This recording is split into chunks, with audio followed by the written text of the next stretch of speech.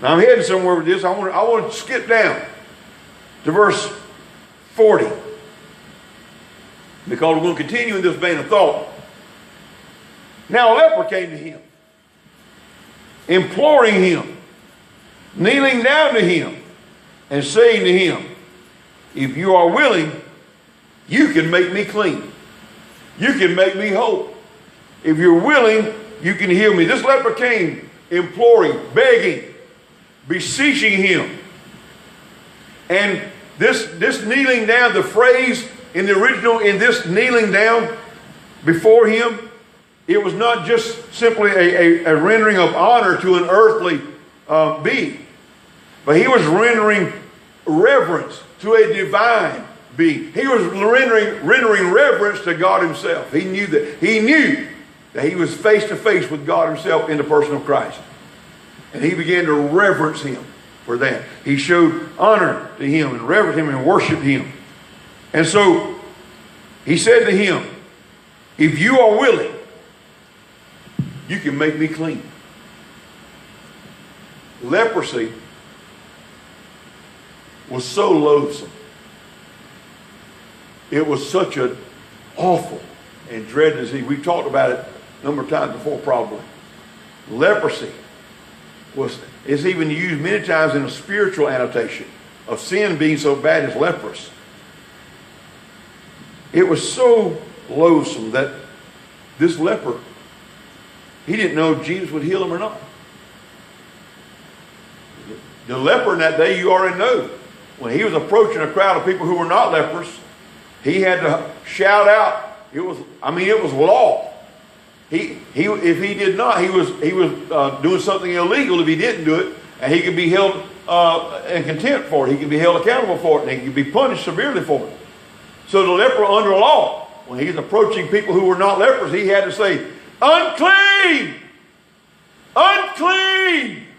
He had to shout to the top of his lungs so that people down the street could hear him coming, so they could avoid him, so they could get out of his way. And so when he approached Jesus, he was probably doing that very thing. Unclean! Unclean! So he didn't know if Jesus was going to fool with him or not. He didn't know the Lord was going to take time to even hear his case. But when he finally got to him, got to his presence, he says, Lord, if you're willing. He bowed down and knelt before him and began to worship him. And he said, Lord, God, if you are willing.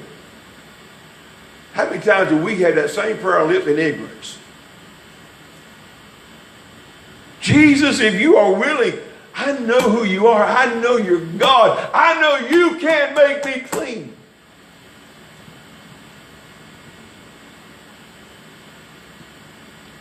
He didn't know Jesus was going to pay him anything, even though he knew he had the power.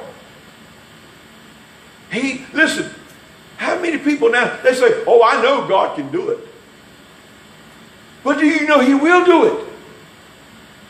Talking with someone yesterday who has a daughter, Catherine. That's who I want you to remind me of before we leave here. We're going to pray for Catherine. 43 years old, been a drug addict for 20 years. The man is greatly concerned. He's a Christian. But before I left him yesterday, I wanted to encourage him. I said, we are going to be praying for your daughter, seriously. I said, if you don't mind telling me what's her name. He told me, Catherine. He said, I appreciate that. I said, well, listen, we're going to be praying. We're going to put on a prayer list. We're praying for her. I said, because God's still in the miracle working business. He said, I sure hope so. I said, oh, I assure you he is. I can assure you he is. He still is. Listen, this was someone who's very, very well-to-do in Darling County and probably surrounding counties. Someone who's very well-to-do. But listen, well-to-do people who are wealthy and well-to-do in society and have the status that this person has, they still have some of the same old problems us regular old common people have. They still face the same kind of challenges that we're faced with. We don't, listen, everything they touch don't turn to gold all the time. And they still have the same challenge, same prayer request. And he was very appreciative, but he said, I said, God's still in the miracle working business. I sure hope so.